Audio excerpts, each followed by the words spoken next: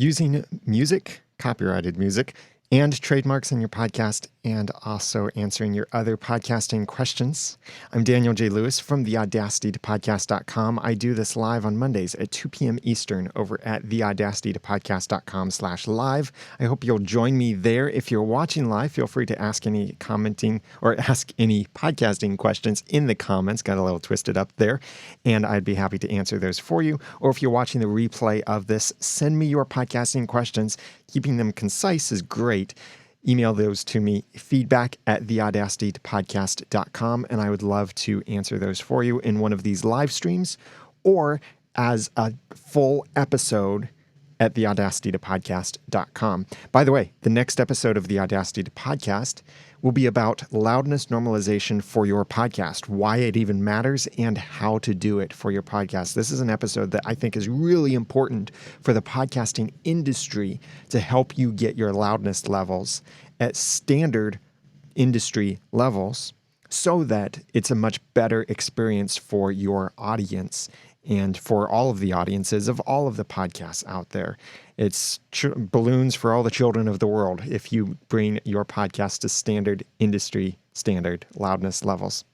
So I want to talk about a few things, some questions that have come in, starting with Ralphie Dobson's question. He said, I was wondering if it is legal for me to use clips of music on my podcast and not get sued. Well, this really depends. And I am not a lawyer. I don't play one in the podcast. And you really should consult a lawyer for your specific needs. That said, here are some general guidelines to think about. The first thing you need to know, all music is copyrighted. Royalty-free doesn't even mean it's free to use. Royalties are something different. Royalties are you have to pay every time the music is used, or in the podcast sense, maybe every time the music is downloaded. So when you get royalty-free music, it doesn't mean it's free. It doesn't even mean it's free for commercial use. It means that you don't have to pay for every time you use it or every time it's distributed. Royalty-free music is sometimes free. Most of the time it's paid. But that out of the way. All music is copyrighted instantly on release. All intellectual property, creative works, that kind of stuff is copyrighted immediately upon release. And it is defendable by law. And copyright laws do vary slightly in different countries, but generally copyright ownership is an immediate sort of thing. Now let me say this differently. The likelihood that you would get sued for using music in your podcast, especially if you don't have a popular podcast, the likelihood is very low. However, it is still illegal. You must have a license to play music in your podcast and a license for that specific music. Now, a license can be as simple as permission. If the music is owned and copyrighted by one person, that's the artist, they own the copyright. That is, if they own the copyright. So maybe it's like Joe from down the street made his own music and he makes it available for sale on his website, and you ask him, hey, can I have your permission to play and use your music in my podcast? If he's the only one that owns the copyright, then he can say yes, and he can give you written permission, and that can serve as a license to use that music. And that permission, to be really thorough, make sure that permission is written and it's not a simple yes thing, but it's something like, I grant your name rights to use such and such song with no expiration. Or it can be really simple language. It doesn't have to be all legal, but it should be specific and should be written. So that's on that side, where if you have permission from the person who owns the copyright. And I keep saying it that way because the person who writes the song is not always the person who owns the copyright. Taylor Swift, for example, I don't know her exact situation, but let's just use her as an example. She writes a song, and she may be the one who created the song, but she may not be the one who can say what can be done with the song because she has a record label. The record label company probably owns the rights to the song, or at least the primary rights to the song. there's a possibility that a separate recording company owns the rights. Here's another example. Cincinnati Symphony Orchestra is in the greater Cincinnati area. It's an orchestra I've gone to many times before. They're also basically the same orchestra as the Cincinnati Pops Orchestra. So Cincinnati Symphony Orchestra performs Star Wars music. Well, the Star Wars music was written by John Williams, but he doesn't own the copyright. So I can't email John Williams and say, hey, can I use your music? He doesn't have right to give me that. Lucas Arts, or now Disney, Lucasfilms actually, and now Disney owns the copyright. They would be the ones most likely to grant me use of the Star Wars song. But in this case, if I'm listening to an album where the Cincinnati Symphony Orchestra did their own sort of version of the Star Wars music, then I also need to get the Cincinnati Symphony Orchestra's permission to use their recording, or whoever owns their copyright. So there can be many people or companies who can claim ownership over music. So you can't simply contact one place. You have to find out everyone who's involved. So can you play music in your podcast without permission? That's the basic question here. And again, please remember, you must consult a lawyer for your specific situation. These are general pieces of guidance I'm giving. If you don't have permission, the general assumption should be, no, you can't play that music in your podcast. There are exceptions to this, and that is fair use. Fair use it's a defense. It's kind of a clause in this copyright thing. You can, if you're being sued, you can claim fair use, or if someone is sending you a legal letter, you can claim fair use as a defense. Fair use is not a license. So you can't just post on your website, Star Wars music, courtesy of fair use, or something like that. That's not a license. It's a defense. However, there are certain cases where it will be recognizable that what you are doing fits within that umbrella of fair use. Most of what we as podcasters want to do with copyrighted music does not fit inside of fair use, because most of us are thinking, oh, I want to use this song as my theme song for the podcast, or I want to use this as a bumper or a segue. I want to use this in the promo for my podcast. I want to use this as background for my podcast. That is all not covered under fair use. That's the kind of stuff you must get permission, a license for that kind of thing. And there are many different types of licenses. I won't get into that here. What you can do under fair use is, let's say you have a music review podcast where you talk about the latest music that's coming out. That's an instance where you could play a small portion of copyrighted music as a means to give a sample, as a means to comment on it, critique it for educational use, or you can't even do parody as covered under fair use technically, but in the podcasting sense here. So if you wanted to play a 10-second portion of a Taylor Swift song in your podcast about Taylor Swift, that might be covered under fair use. Now, there is a thing about fair use that it's supposed to be an unsubstantiative amount, which unsubstantiative is not a hard limit. Some people say 30 seconds, you're allowed to play 30 seconds. There's no such thing as a 30-second rule. 30 seconds could be totally okay with some music. 30 seconds with other music could be totally wrong and could get you sued with that music. It really depends on the music. Think of it in the sense of a book. You can quote a paragraph from a book, maybe even a couple paragraphs from a book, without permission in your book where you're talking about what this person said. You're commenting on it in some way. But if you're using their content to make a point and you're not commenting on theirs, you're using theirs, then you should get their permission. And you can't copy an entire chapter of someone else's book. That's too much. Maybe you can't even copy a few pages. That could be too much. It's extremely relative. But the general thing, Pete, since you're wondering, is it legal to use music clips on your podcast and not get sued? There are certain cases where it is, but those are very few. And whatever you do, never play an entire song unless you have a license to play that entire song. If you do a music review or a movie review podcast or something like that, that's a little bit more allowable because then you are commenting on the song. And you could be saying, this song is my favorite because of what she does with this or what he does with the bass in here. And let me play a little sample so you can hear what I'm talking about. Or you can say, I hate this song because hear this beat. I hate that beat. And it's in every song this person does. So that's the kind of thing you can do under fair use. But if you want to use their music to promote your podcast or use it as a production aspect of your podcast, that would not be allowed. So in general, just stay away from copyrighted music. Get licensed music. There are many places you can get licensed music. Premiumbeat.com is one of my favorites. It is expensive, but the quality is really good, and their system for finding music is really good.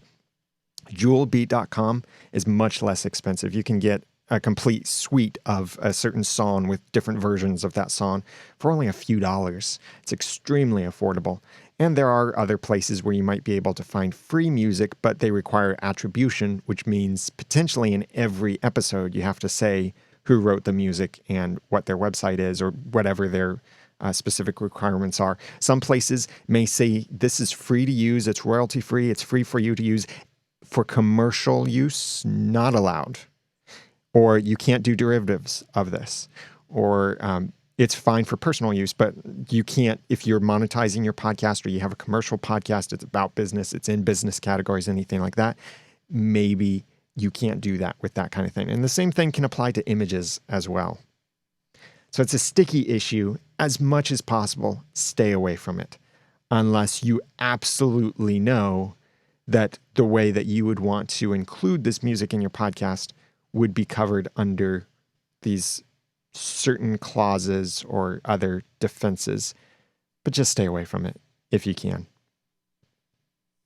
Nate said, I'm doing a podcast as a fan about a sports team like the Cleveland Cavaliers, but am not affiliated with them in any fashion. Could I do a podcast title like Cleveland Cavaliers Fan Podcast, or can I not use the organization in the title? I don't want to get sued. Noticing a little trend here, don't want to get sued. Yeah, that's a good reason to try and stay away from certain things as to avoid getting sued. So I just talked about copyrighted content. Trademarks are a little bit different. Trademarks would be something like the name of something. A sports team is a trademark. A trademark could also be a logo.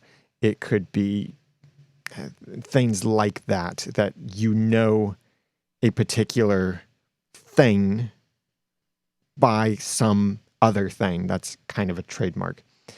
So can you use someone's trademark in your podcast title? It depends. The sports organizations, baseball, football, basketball, soccer, all of them are very, very picky. They're probably more picky than anyone else. So if you're looking at having a podcast that's fan podcast about a sports team. Now, here's the thing. I'm sure if you talk to any of those sports organizations out there, and I've had a legal conversation with Disney, I'll mention that more in a moment, but if you have any of these conversations, they'll probably say the same thing Disney said to me when I talked to their lawyers. We don't want you to stop podcasting. We want you to continue podcasting. We like that you're doing it. We only need you to make sure that you're not violating any trademarks. So with your podcast, when you're looking at the title of your podcast, some places are very, very picky about the name and your use of the name. So again, consult a lawyer on this. My general advice would be avoid putting their trademark first in your name. Even try to avoid putting their trademark in your name at all. Now, that doesn't mean avoid it in your title tag, but avoid it in the name. For example, we have a podcast on Noodle.mx network that's about the TV show Agents of S.H.I.E.L.D., as well as the rest of the Marvel Cinematic Universe. The name of the podcast is Welcome to Level 7. The name of the podcast is not Agents of S.H.I.E.L.D. Fan Podcast. That would be starting with someone else's trademark.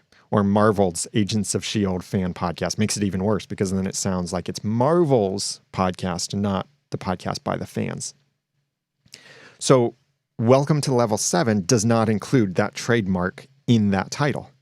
But in the title tag, so as it appears in iTunes and other podcast apps and thus helps with search, we'll have the name of the podcast, a hyphen, and then some kind of little tagline. So for Welcome to the Level 7, the tagline might be something like unofficial Marvel's Agents of S.H.I.E.L.D. fan podcast or unofficial fan podcast for Marvel's Agents of S.H.I.E.L.D., something like that. So it's more of the descriptor, not part of the title. This came into play with a friend of mine had a podcast about the Cincinnati Bengals, and they called it Who Day Weekly. And Who Day is an annoying thing that is now trademarked by the Cincinnati Bengals. And so they want to protect that trademark, and they need to ensure that podcasts don't look like they are officially associated or affiliated with the Cincinnati Bengals. So my friend had to rename the podcast to Inside the Jungle when he was doing that podcast.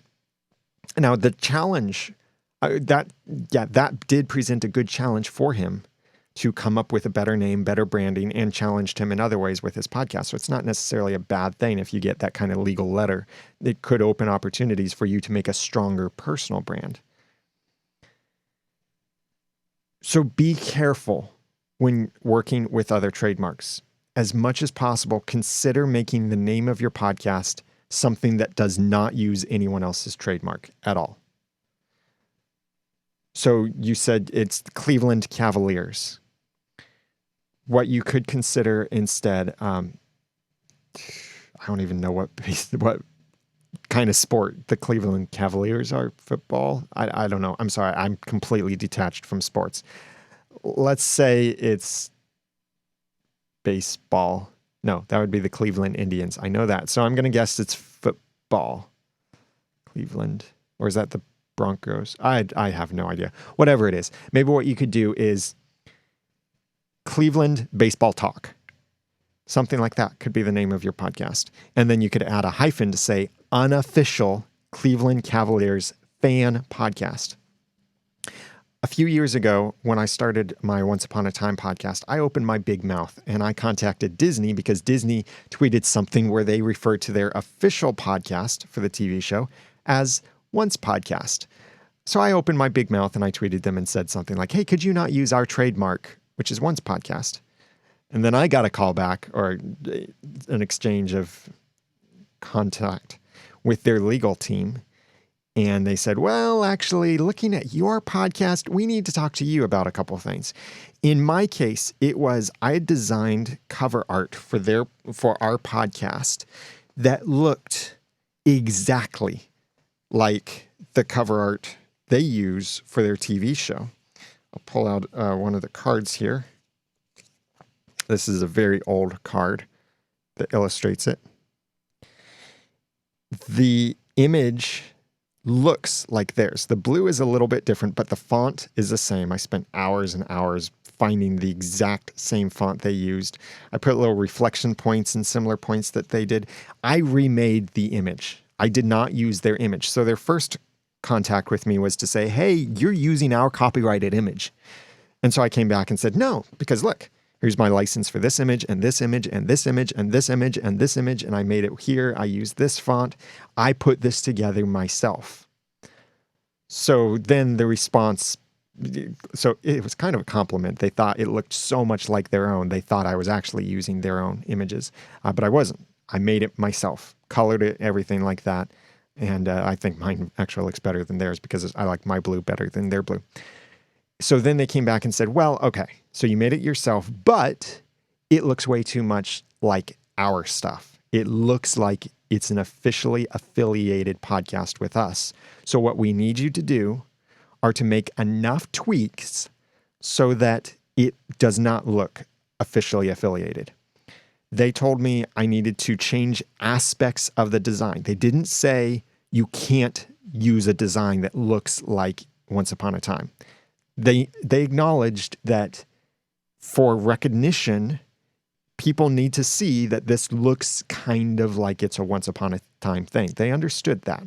So they didn't say stop using the blue forest background, but they did say make some changes so it doesn't look like it's coming directly from us. So I changed the font. So I'm no longer using the exact same font they use. That was a big, really big change. And that they were mostly happy with that. I also added a network banner on the cover art, so it made it more obvious that it was from us and not from them. It didn't have the ABC logo or Disney logo or anything like that. It had our logo on it for the network, Noodle.mx network. And on the website and in the podcast, we started using the language unofficial podcast. And that's what they wanted us to do also, is to make it extremely clear, not just buried down in the footer to say unofficial and not affiliated with, but we needed to make it more prominent. So it's part of our opening now. I say, welcome to Once, the unofficial podcast for ABC's TV show Once Upon a Time. So it's very obvious it's unofficial. In our iTunes tag, it's once-unofficial Once Upon a Time fan podcast, something like that. So they're okay with us creating content. They're okay with us making content or making branding that looks associated or connected to, relevant to, but they don't want it to look affiliated with them, since we might take positions they don't take. We might talk about things that they don't talk about. We might theorize about things that we are not representatives of them, and so they want to make sure that it doesn't look like we're representatives of them. So when you're looking at naming your podcast, you need to consider, how can you title your podcast so that it doesn't look like you are an official representation of the Cleveland Cavaliers? What changes would you need to make? Maybe you show them to someone else before you launch them and you say, hey, look at this. Does this look like this came officially from the Cleveland Cavaliers? It doesn't always work, but maybe sometimes it will.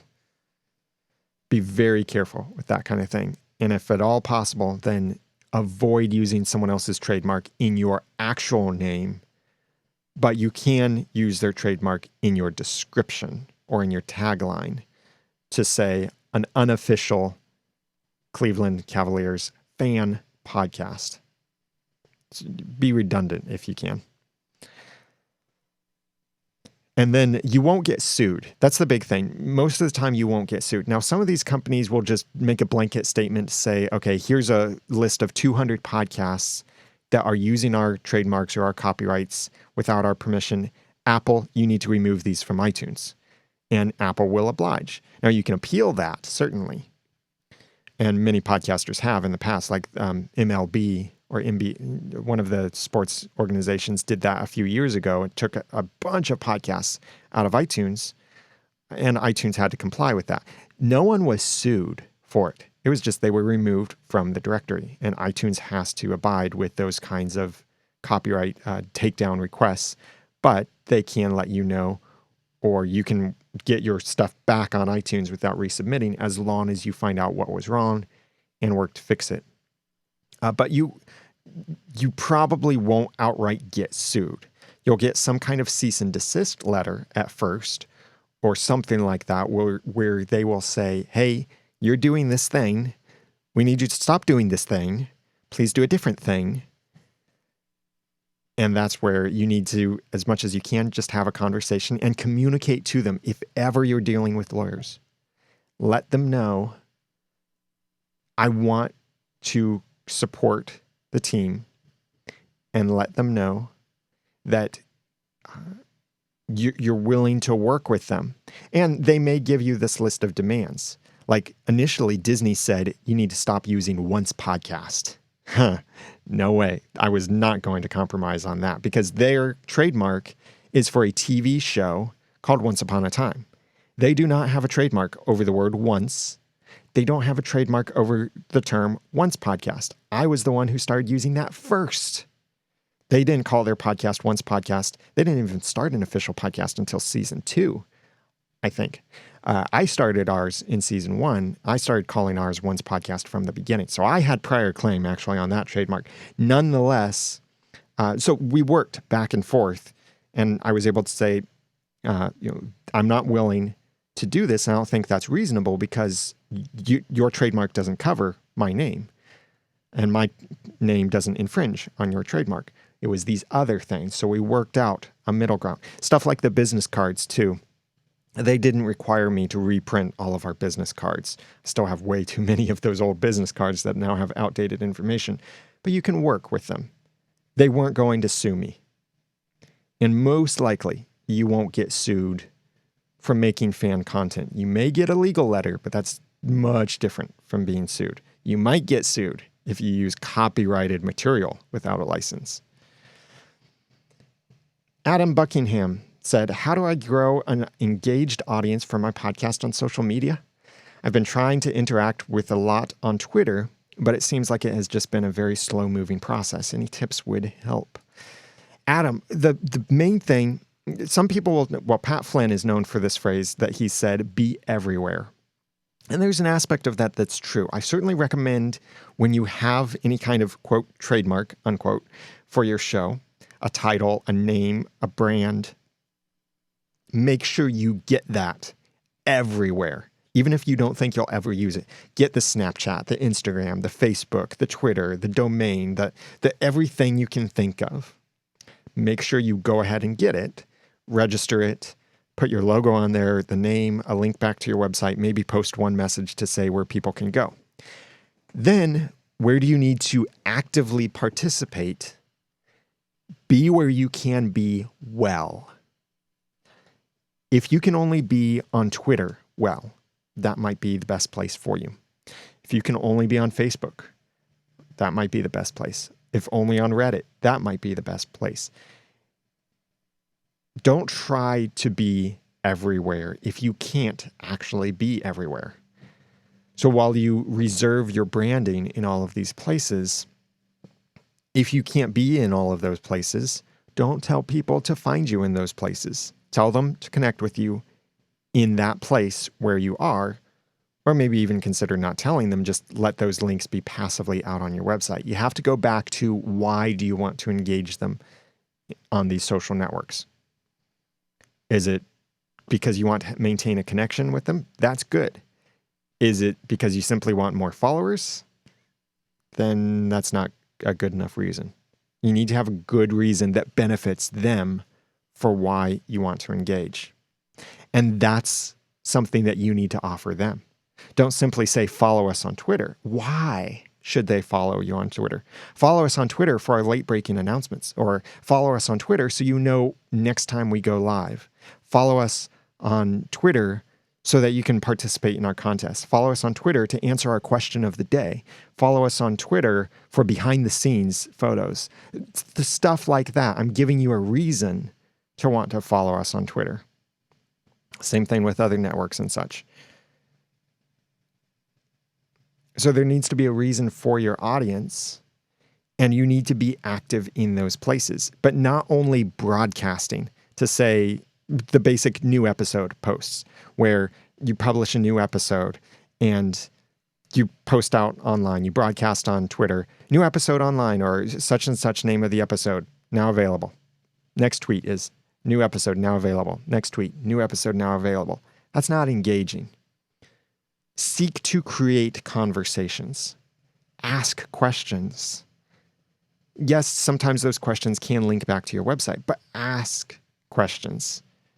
Learn more about your audience. Ask questions around your content. Something that I've done with my own personal Twitter account, the Daniel J. Lewis on Twitter. I use Social Jukebox to automate conversation starters. So I have this jukebox. There are other tools like Edgar and other things that allow you to create a queue of messages, and those can post at certain times and automatically rotate through all of these messages. So it is automatically posting, but I hand-wrote each of those, not hand-wrote, but I personally wrote each of those messages. And when they publish, I see when people tweet. I am present when people are engaging. So I came up with a bunch of questions, stuff like, what was the first podcast you heard? Or how often do you try a new podcast and what convinces you to stay? Or what makes you unsubscribe from a podcast? Or Why do you podcast? What microphone do you use? These are questions relevant to my industry. For our Once Upon a Time podcast, which is about the TV show Once Upon a Time, there are other questions we could ask, like, who's your favorite villain? Or if you could be any princess from Once Upon a Time, which princess would it be? Or what fairy tale do you wish they would bring into Once Upon a Time? What's your favorite episode? Stuff like that, timeless questions. And each time one of these go out, we get some really fun responses and we engage with those. We don't simply blast out a question and let people respond. We engage with them. Even if it's a simple, yeah, that's really cool, or thumbs up, or a smiley face, or something like that, acknowledge them so they know that their message was heard. And maybe retweet them, maybe comment on it. So be in those places well. Don't point to a ghost town. Point to somewhere where it's bustling with activity and you are actively engaging. Give them a reason to go to those places. And make sure in those places you are pulling them in. Now, the other aspect is to consider where your audience actually is. If you have an audience, I'm going to be stereotypical here, or talk about some stereotypes. If you have an audience of mothers, maybe your best social networks could be Facebook and Pinterest. Probably not Reddit. Although there are certainly mothers on Reddit, that's not really a place that mothers think of to go generally. They're thinking more visual, more relational. Pinterest and Facebook are those kinds of things. So if your podcast has a primary audience or is targeted toward mothers, then go to those places where they are more likely to engage. And that's where you should try and engage them. So learn about your audience. Ask them questions. Maybe in your podcast, you ask them, hey, we're just wondering, where are you most active? On Facebook or on Twitter? Let us know in the comments, or email us, or tweet us, or whatever it is. Make it simple. Make it a simple call to action that's not the first thing you ask them to do. But it could be somewhere near the beginning or somewhere near the end. Those are the questions that have come in so far, and no one's asked any questions yet in the live chat, so I will go ahead and wrap this up for today. I know it is Memorial Day when I'm recording this, but you might be watching the replay after Memorial Day, so I understand that not everyone shows up for a live event when it's on a federal holiday.